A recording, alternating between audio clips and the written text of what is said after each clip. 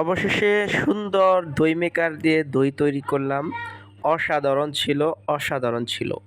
১.৫ litre দই maker কিনেছিলাম ৭০০ টাকা দিয়ে। সেটা দিয়ে কিন্তু অসাধারণভাবে দই তৈরি করে ফেললাম, কোনো ঝামেলা ছাড়াই। দেখতে পাচ্ছেন খুব সুন্দর।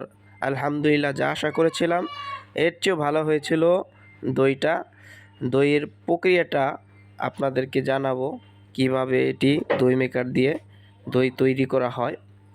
প্রথমে দুধ জাল করে নেবেন, চিনি দিয়ে স্বাদ অনুযায়ী চিনি দিবেন এবং কি হালকা একটু দইয়ের বিছন দিবেন।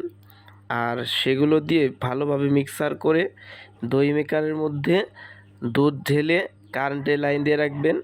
৪ থেকে ৫ ঘন্টা অটোমেটিক হয়ে থাকবে দই, ইনশাআল্লাহ।